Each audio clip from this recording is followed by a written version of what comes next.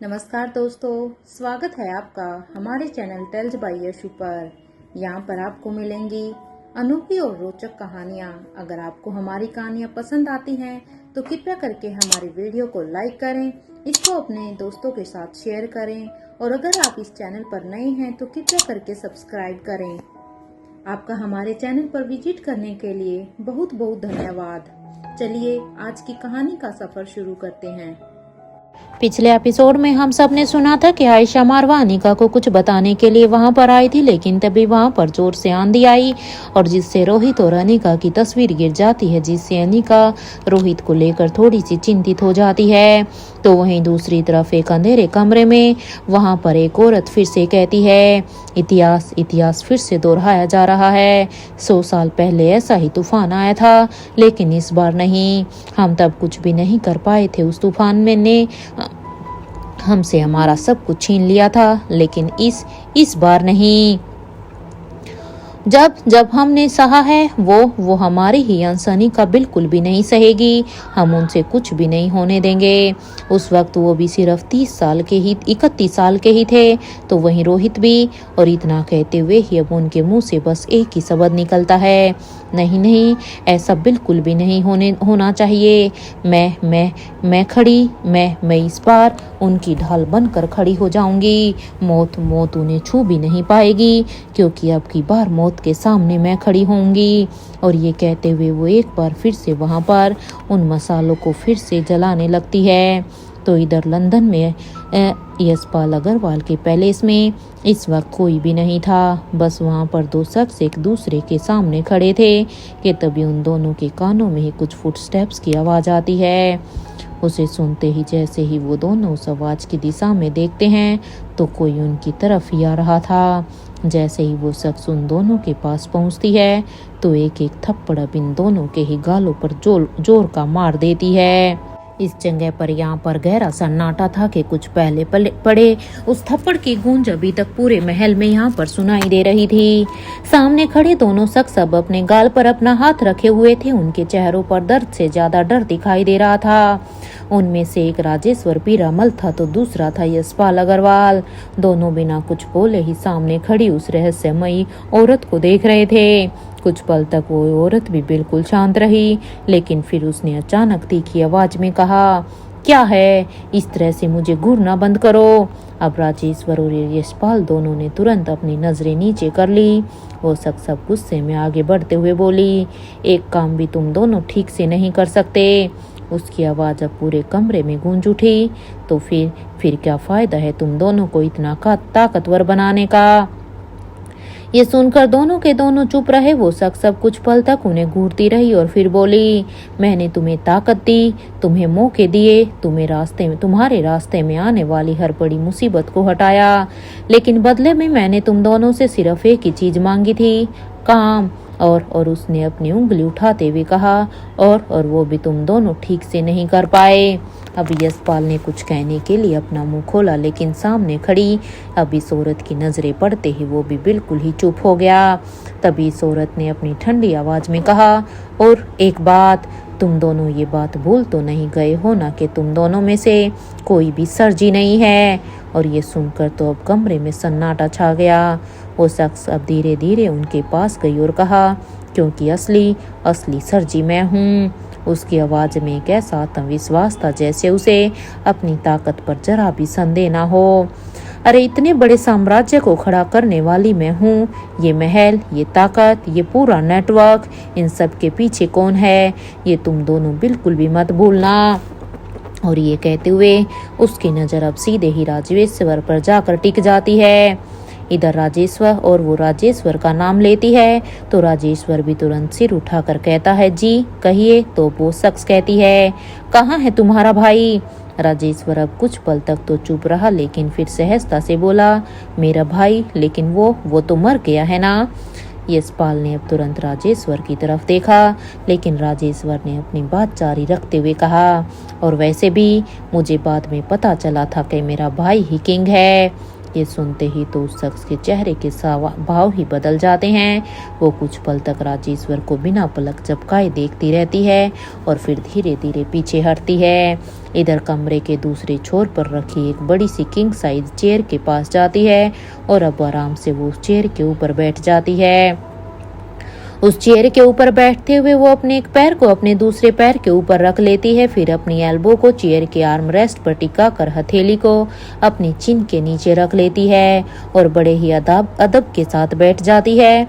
और कुछ पल तक तो राजेश्वर और यशपाल दोनों को शांत नजरों से देखती रहती है, लेकिन फिर उसके होठों पर एक बेहद ही हल्की रहस्यमयी मुस्कान आती है और कहती है, मुझे बस एक पॉइंट बता दो। ये सुनकर तो राजेश्वर और यशपाल दोनों ही उसकी तरफ देखने लगते हैं और वो थोड़ा सा आगे झुकते हुए कहती है, वो एक पॉइंट जब हमें सक्सेस मिली हो। ये सुनकर तो दोनों एक दूसरे की तरफ देखने लगते हैं।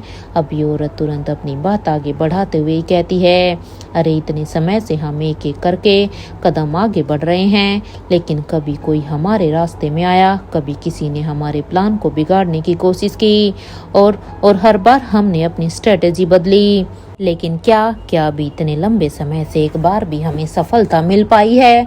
ये सुनते ही यशपाल ने अपनी नजरें नीची करते हुए धीमी आवाज में कहा, मुझे पता है आप अभी हमसे नाराज हैं और आपका गुस्सा भी जायज है। हमसे बहुत ही बड़ी गलती हुई है। वो महिला कुछ पल तक उसे घूरती रही, फिर अचानक उसके चेहरे पर एक व्यंग्य भरी मुस्कान आ गई और वो कहती है, इतना कुछ समझ सकते हो, लेकिन एक इतनी सी बात का पता नहीं लगा पाए हो कि आयशा मारवाही तुम्हारी बहन अनंता की बेटी है। जैसे इस औरत ने ये कहा तो ये सुनते ही तो जैसे यशपाल के पैरों तले से जमीन खिसक गई। उसकी आंखें अचानक से फैल गई और वो अचानक से कहता है, क्या सच में? उसके मुंह से ये एक शब्द निकला। इधर राजेश्वर भी कुछ पल के लिए बिल्कुल सतम रह गया। उसने अविश्वास से उस औरत की तरफ देखा, जैसे उसके कानों ने अभी जो सुना था उस पर यकीन करने को तैयार ही नहीं थे। कुछ सेकंड तक कमरे में पूरी तरह से सन्नाटा छाया रहा। इधर यशपाल के दिमाग में अब एक साथ कई पुरानी बातें घूमने लगी। आयशा, अनंता, उनके बीच का रिश्ता और वो सारी बातें जिन्हें उन्हें कभी गंभीरता से जोड़ने की कोशिश ही नहीं की थी। काफी देर तक सोचने के बाद अब राजेश्वर ने अचानक कहा, वो डरपोक आयशा। अब ये कहते हुए राजेश्वर की आवाज में एक अविश्वास था। वो कहता है, उसकी रगों में मेरा खून दौड़ रहा है। उसने अब अपना सिर हिलाते हुए कहा, इट्स इम्पॉसिबल, वो अनंता की बेटी नहीं हो सकती। अब इस महिला ने राजेश्वर की तरफ देखा और हल्का सा तंज कसते हुए कसी, तुम्हारा खून? ये सुनकर राजेश्वर चुप हो गया। इधर उस महिला ने अपनी भौहें उठाई और कही, और रियली? और फिर वो मुस्कुराते हुए कहती है, कुछ ज्यादा ही अपने ख्यालों में खोए हुए हो तुम, बाहर आ जाओ राजेश्वर। राजेश्वर ने कुछ कहने के लिए अपना मुंह खोला, लेकिन उसके पास कोई जवाब नहीं था। इधर ये महिला अब उसकी तरफ से नजर हटाते हुए यशपाल की तरफ देखने लगी। उसकी आवाज अभी अचानक से गंभीर हो गई और कहा, और तुम यशपाल, अब तो तुम्हें पता ही चल गया है ना कि तुम्हारा नेक्स्ट टारगेट क्या है। ये सुनकर यशपाल कुछ पल तो चुप रहा, लेकिन फिर वो धीरे से बोला, हाँ रोहित। इधर ये सुनकर महिला के चेहरे पर हल्की सी एक मुस्कान आई और अब उसने कहा, एग्जैक्टली रोहित। और सुना है, वो रोहित मारवा एक डिफेंडिंग चैंपियन भी है। और उसकी आंखों में अचानक से एक उत्सुकता दिखाई देने लगी और वो कहती है, मुझे भी देखना है कि आखिर उसकी फाइट में ऐसा क्या है जिसके बारे में इतने लोग बातें करते आए हैं। ये सुनकर यशपाल गंभीरता से उसकी तरफ देखता है तो महिला फिर से दोनों की तरफ देखते हुए कहती है, वैसे लानत है तुम दोनों के ऊपर। हाँ, जिस सच को तुम दोनों इतने सालों से पता नहीं लगा पाए, उस सच को मैंने बस कुछ घंटों में ही पता लगा लिया। अब उसके चेहरे पर अब एक खतरनाक विश्वास था। अरे इतने बड़े साम्राज्य के मालिक बनने का दावा करते हो, लेकिन अपने ही आसपास छिपे रिश्ते को पहचान नहीं पाए। ये सुनकर राजेश्वर अपनी पलकों को नीचे झपका लेते हैं। इधर अब महिला ने धीरे से कहा, अब खेल बदल चुका है। और फिर अचानक से उसने अपने दोनों हाथों को सामने लाकर अब जोर जोर से वो ताली बजाने लगती है। इस औरत की तालियों की गूंज अब यहाँ पर हॉल में गूंज उठ पड़ती है। इधर अगले ही पल यहाँ पर इस महल के विशाल एंट्रेंस की तरफ से भारी दरवाजा अब धीरे धीरे खुलने की आवाज आने लगी। ये सुनकर राजेश्वर और यशपाल दोनों ही एक साथ अब उस दिशा की तरफ देखने लगते हैं। दरवाजा पूरी तरह खुला तो बाहर से आती हुई हल्की रोशनी के सामने अब उसे परछाई दिखाई देने लगी। इधर ये महिला अब अपनी चेयर के पास खड़ी होकर अब उसी तरफ ही देखने लगती हैं। जैसे ही ये दरवाजा खुला तो वहां से एक महिला धीरे धीरे अंदर की तरफ आने लगी। उसकी चाल में जरा भी जल्दबाजी नहीं थी, लेकिन उसके चेहरे पर एक ऐसा आत्मविश्वास था जैसे उसे पहले से पता हो कि इस कमरे में मौजूद हर शख्स उसके बारे में जानता है। यशपाल की नजर जैसे ही उसके पैरों से ऊपर उठते हुए उसके चेहरे तक पहुंची तो उसके चेहरे पर अचानक से एक मुस्कान आ गई और उसके मुंह से अब यहाँ पर अनायास ही निकल पड़ा, नेत्रा तुम यहाँ पर। वो कुछ कदम आगे बढ़ा और कहता है, तुम कहाँ थी अब तक? इधर नेत्रा ने उसकी तरफ देखा और बिना किसी भाव के बोली, मैं कहाँ थी ये मैटर नहीं करता। उसकी नजरें सीधी अब उस महिला के ऊपर ही थी जो कुछ देर पहले तक यहाँ पर चेयर पर बैठी थी। नेत्रा ने अब ठंडी आवाज में कहा, मुझे रिया गुलेरिया चाहिए। इधर कमरे में मौजूद सभी लोग अब उसकी तरफ देखने लगे। नेत्रा की आंखों में गुस्सा साफ दिखाई दे रहा था। वो कहती है, मैं उस रिया गुलेरिया को नहीं छोड़ूंगी। वो एक कदम अब आगे बढ़ी और कहा, बीते वक्त की उस लड़की ने मुझे चैलेंज किया था और मैं उस चैलेंज को अधूरा छोड़ने वालों में से नहीं हूँ। ये सुनकर अब यहाँ पर यशपाल ने उसे गौर से देखा तो नेत्रा ने अचानक उसकी तरफ मुड़कर कहा, और एक बात पापा। अब ये सुनकर तो यशपाल की भौहें सिकुड़ गई। तो इधर नेत्रा ने कहा, उस अनंता की 2 बेटियां थी और वो भी जुड़वा। ये सुनते ही तो यशपाल के चेहरे का रंग उड़ गया। ऐसा लगा जैसे उसके पैरों के नीचे से जमीन ही खिसक गई हो और उसके मुंह से अचानक से निकला, क्या? और उसने अब विश्वास से नेत्रा की तरफ देखा और कहा, तुम्हारा दिमाग तो ठीक है ना नेत्रा? तो इधर नेत्रा ने कोई भी जवाब नहीं दिया। तो अब यहाँ पर यशपाल ने बेचैनी से कहा, मैंने खुद अपना डीएनए टेस्ट करवाया था आयशा मारवा के साथ। ये हो ही नहीं सकता। अब यशपाल की आंखों में आवाज में अब गुस्से से ज्यादा बुलजन थी और वो कहता है, अगर वो अनंता की बेटी होती तो फिर डीएनए टेस्ट में ऐसा कैसे हो सकता है? ये सुनकर नेत्रा कुछ पल तक तो यहाँ पर अपने पापा यानी राजेंद्र की तरफ देखती रहती है, लेकिन फिर उसके चेहरे पर एक हल्की सी मुस्कान आई और वो धीरे से कहती है, समझ में नहीं आ रहा कि तुम इतने बेवकूफ हो।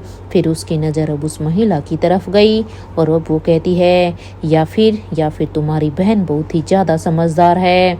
ये सुनकर यशपाल अब नेत्रा की तरफ घूर कर देखते हैं तो भी यहाँ पर नेत्रा अपने कंधे उचकाते हुए ही कहती है, मुझे जो पता चला मैंने बता दिया। Now choice is yours. देखो, मुझे नहीं पता है कि तुम तीनों ये काम कैसे करोगे, लेकिन हाँ इतना तो तय है कि मुझे हर हाल में रोहित मारवा चाहिए और उसके बदले में मैं किंग से रिक्वेस्ट करूंगी कि वो बड़े ही प्यार से मुझे डायमंड ड्रग और मैजिकल ड्रग के बारे में भी बता दे। ये औरत अब यहाँ पर इन तीनों की बातों को सुनते हुए कहती है, या फिर वो मुझे दे दे। कैसा लगा मेरा आइडिया?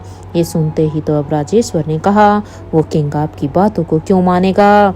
इस बात पर अब उस औरत ने कहा, राजमहल पर नेत्रा का कहर कल सुबह होते ही शुरू हो जाएगा। कल की सुबह पीरामल रियासत की बर्बादी का दिन लेकर आएगी। याद रहे, अब ये आखिरी जंग है, या तो आर या पार, या किसी पर भी हम यहाँ पर रहम नहीं किया जाएगा। और एक बात, मुझे रोहित मारवा जिंदा चाहिए। और ये कहते हुए ही वो औरत अब स्टेयरकेस से ऊपर की तरफ जाने लगती है तो वहीं तीनों ही अब उन्हें जाते हुए ही देखते हैं।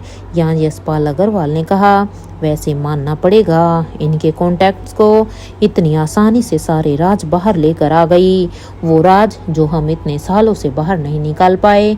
इस बात पर अब राजेश्वर ने कहा, बाकी का तो मुझे कुछ भी पता नहीं है, लेकिन हाँ मैं खुश हूँ कि मेरी बेटी नेत्रा वापिस आ चुकी है। और ये कहते हुए ही वो अपने दोनों हाथों को फैलाकर कहते हैं, नेत्रा मेरी बेटी। इधर ये सुनते ही नेत्रा अब अपने तेज कदमों से राजेश्वर की तरफ जाकर अब उन्हें गले से लगाकर कहती है, ओ पापा आप चिंता मत कीजिए, मैं हूं ना। अब देखना, अब सब ठीक हो जाएगा, क्योंकि अब मैं वापस आ गई हूँ और इस बार मैं अपनी और भी ज्यादा ताकत के साथ उन लोगों के ऊपर वार करूंगी। नेत्रा की इस बात पर अब राजेश्वर ने कहा, लेकिन ये सब कुछ हुआ कैसे? क्या हुआ था नेत्रा तुम्हारे साथ? देखो हमें बताओ। ये सुनते ही यहाँ पर यशपाल ने कहा, राजेश्वर अभी हमारे पास इतना ज्यादा समय नहीं है। ये जितनी भी कहानी है तुम इससे बाद में सुन लेना। इस वक्त हमें बस रोहित मारवा चाहिए, और अगर वो सच में मेरी बहन का ही खून हुआ ना तो फिर ना तो नेत्रा उसे अपने काबू में कर सकती है और ना ही मेरी धुन उसे काबू में कर सकती है, क्योंकि मेरी धुन भी उसके लिए काम नहीं आएगी। इसलिए हमें अब कोई और ही जाल बिछाना होगा, क्योंकि मेरी बहन के खून के ऊपर इन सब चीज़ों का कोई असर ही नहीं होगा। ये सुनते ही वो तीनों ही अब कहीं गहरी सोच में थे कि तभी राजेश्वर यहाँ पर कहते हैं, वैसे रोहित मारवा के साथ राजमहल के काफी अच्छे संबंध है। ये सुनते ही यहाँ पर यशपाल ने कहा, नेत्रा तुम्हें रिया चाहिए ना, तो और हमें रिया के डैड चाहिए हैं। इसलिए तुम्हारा सबसे पहला टारगेट यहाँ पर अब प्रिंसेस लतिका होगी। उन्हें अपने कब्जे में लो, हम भी तो देखें आखिर इस दोस्ती में कितना दम है। और ये कहते हुए यशपाल के चेहरे पर एक खतरनाक मुस्कान आ गई और वो अब धीरे धीरे हंसने लगा। राजेश्वर भी उसकी बात अब पूरी तरह से समझ चुका था, उसके चेहरे पर भी अब हल्की सी मुस्कान आ गई थी। तो वहीं नेत्रा कुछ पल तक दोनों को देखती रही, फिर उसके होठों पर भी अब यहाँ पर एक शैतानी मुस्कान थी। अब उसने धीमी आवाज में कहा, तो फिर शुरुआत प्रिंसेस लतिका से होगी। उसकी आवाज में एक विश्वास था, जैसे उसे पहले से ही पता हो कि लतिका को अपने काबू में करना उसके लिए मुश्किल नहीं होगा।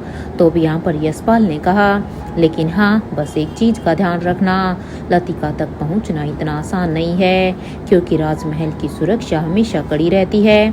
अब नेत्रा उसकी तरफ देखते हुए ही कहती है, मुश्किल काम ही तो मजेदार होता है यशपाल। और इतना कहकर वो अपनी कुर्सी पर से अब वहाँ से उठी और कमरे से बाहर जाने लगी।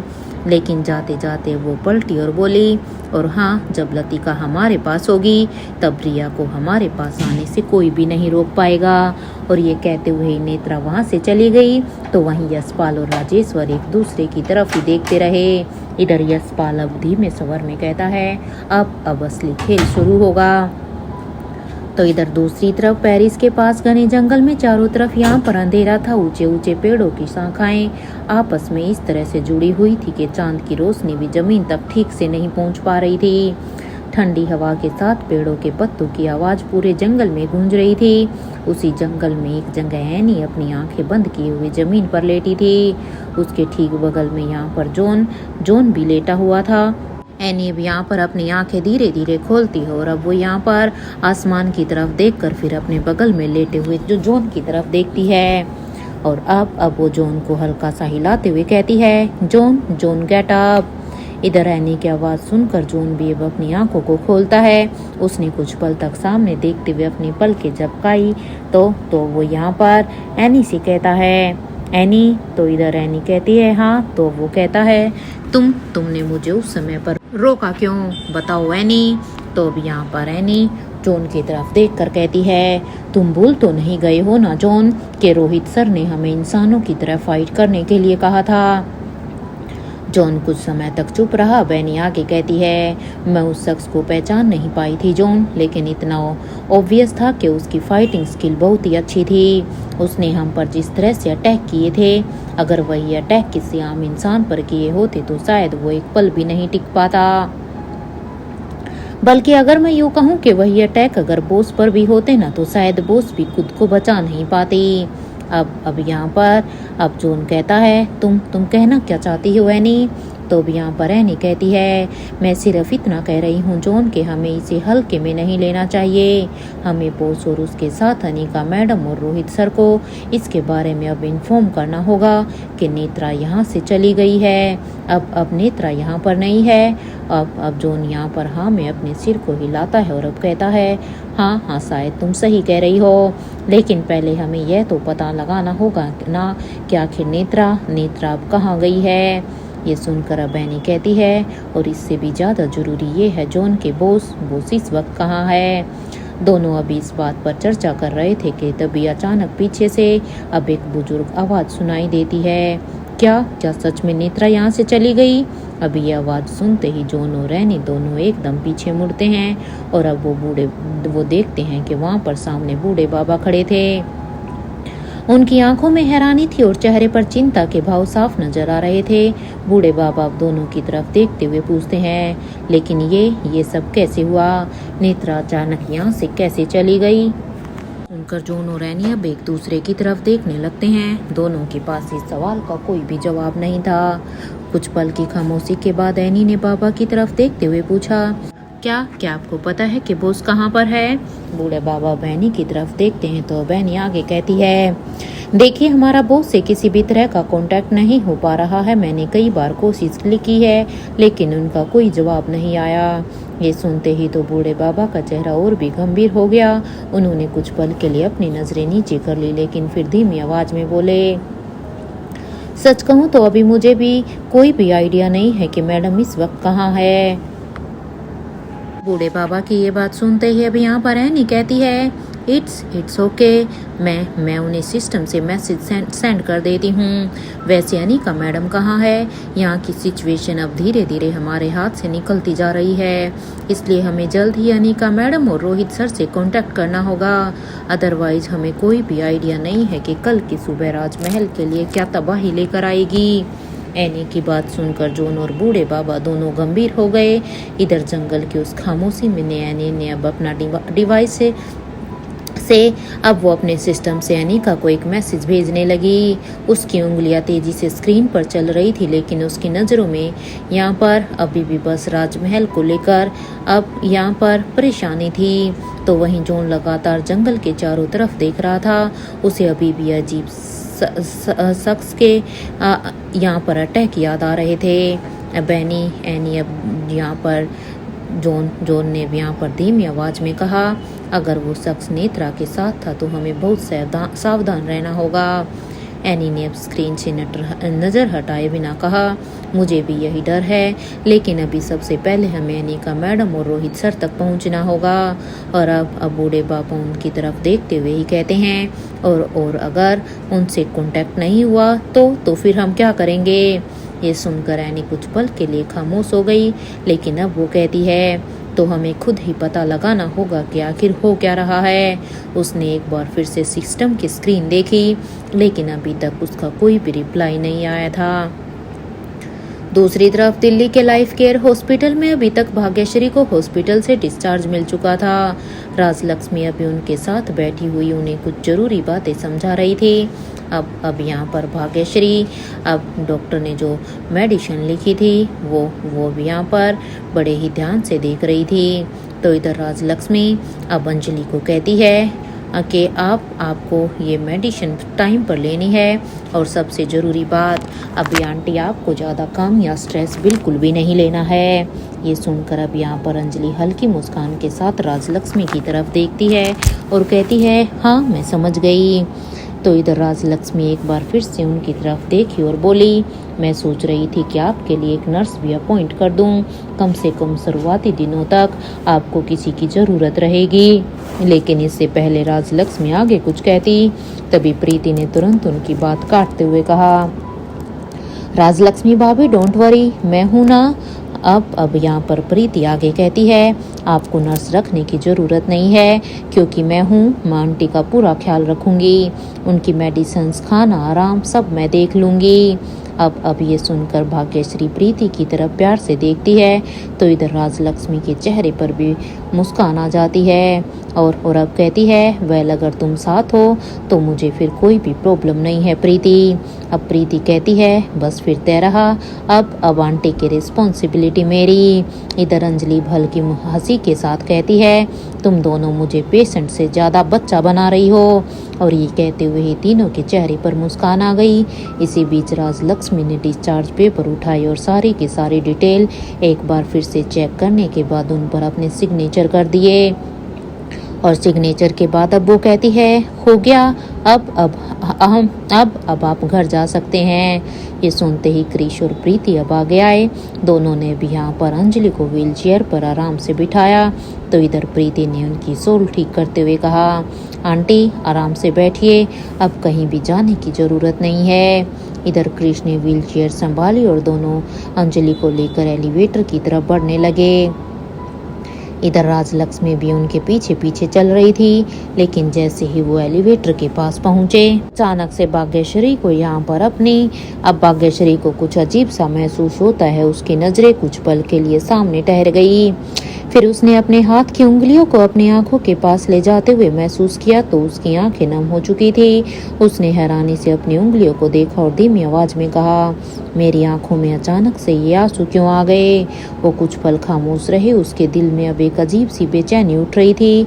अब वो कहती है मुझे ऐसा क्यों लग रहा है जैसे मेरा कोई अपना मुझसे अलग हो रहा है। उसने तुरंत अब अपनी आंखें बंद कर ली और वह हाथ जोड़ते हुए धीरे से कहा हे महादेव सब कुछ अच्छा कीजिए, मेरे अपनों को हमेशा सुरक्षित रखिएगा। आज भाग्यश्री का यहाँ पर मन न जाने क्यों बहुत ही उदास था। उसे खुद भी समझ नहीं आ रहा था कि उसके दिल में इतनी बेचैनी क्यों है। आखिर ऐसा क्या होने वाला था जिसका एहसास उसके दिल को पहले ही हो रहा था, लेकिन उसके पास इन सवालों का कोई जवाब नहीं था। इधर कुछ ही देर में सभी लोग नीचे आ गए। इधर कृष्ण ने कार का दरवाजा खोला तो और यहाँ पर अंजलि को सावधानी से पैसेंजर सीट पर बिठाया तो इधर प्रीति भी उसके साथ कार में बैठ गई। इधर कृष्ण ने ड्राइवर सीट संभाली और कुछ ही पलों बाद गाड़ी मल्होत्रा हाउस की तरफ निकल गई। भाग्यश्री अभी भी खिड़की के बाहर देखते हुए रास्ते को ही देख रही थी, लेकिन उसका मन अभी भी ना जाने कुछ उस अजीब एहसास में उलझा हुआ था। तो दूसरी तरफ राजलक्ष्मी ने हॉस्पिटल का अपना बाकी का सारा काम भी पूरा कर लिया था। वह कुछ देर हॉस्पिटल के बाहर खड़ी होकर इधर उधर देखने लगी। फिर उसके मन में अचानक से एक विचार आया कि अब मुझे यहाँ से चलना चाहिए। और अब वो अपनी घड़ी की तरफ देखते हुए ही कहती है इस वक्त शारदा आंटी बच्चों को लेने के लिए स्कूल में गई होगी। मेरे लिए इससे अच्छा मौका शायद फिर नहीं मिलेगा। और ये सोचकर अब राजलक्ष्मी के चेहरे पर हल्की सी गंभीरता आ गई। वो तुरंत अब कार की तरफ बड़ी कार में बैठी और बिना समय गवाए सीधा ही गुलेरिया हाउस की तरफ निकल गई। गाड़ी सड़क पर तेजी से आगे बढ़ रही थी, लेकिन राजलक्ष्मी के दिमाग में इससे भी ज्यादा तेजी से सवाल घूम रहे थे। उसके मन में बार बार अब वही लॉकर आ रहा था कि आखिर उस लॉकर में ऐसा क्या हो सकता है जिसके बारे में शारदा आंटी जानती है, और क्या करण अंकल को उसके बारे में कुछ पता हो सकता है या फिर राजलक्ष्मी इधर अपनी ही सोच में थी और अब उसकी नज़र सामने रोड पर थी। वो अपनी गाड़ी को तेजी से दिल्ली की सड़कों पर दौड़ा रही थी। कुछ ही देर के बाद राजलक्ष्मी की गाड़ी गुलेरिया हाउस में एंटर करती है। वो भी अपनी गाड़ी को जल्दी से पार्क करने के बाद जैसे ही वो गुलेरिया हाउस के अंदर आती है तो सामने श्रेया और नंदिनी भाभी दोनों ही खड़ी थी। दोनों को देखकर अब राजलक्ष्मी कहती है क्या हुआ है, आप दोनों इस तरह से तैयार होकर कहाँ पर जा रही हैं। लक्ष्मी की ये बात सुनकर अब यहाँ पर वो दोनों कहती हैं वो क्या है ना कि वो अंजलि आंटी बस उन्हीं को ही देखने के लिए। वैसे वो अब कैसी हैं? मेरा मतलब है कि वो हम सोच रहे थे कि मल्होत्रा हाउस चलकर एक बार उनसे मिलकर आते हैं। हम तो हॉस्पिटल में ही जाने वाले थे, लेकिन फिर हमें ओमकार ने बताया कि आज वो डिस्चार्ज हो गई हैं। तो बस हम अब अपने रूम में जाकर तुम अभी अपने रूम में जाकर आराम करो। तीनों बच्चों को हम लेकर जा रहे हैं। यश और पिंकी को शारदा आंटी स्कूल से लेने के लिए गई है। तो यश सुबह से ही अम्यूजमेंट पार्क जाने की जिद कर रहा था, तो हो सकता है कि वो उन दोनों को वहीं पर ही घुमाने के लिए भी लेकर जाए। ये सुनते ही अब राजलक्ष्मी ने कहा जी ठीक है, वैसे आप सभी आराम से जाइएगा। इधर श्वेता को बहुत ज़रूरत है आप दोनों की।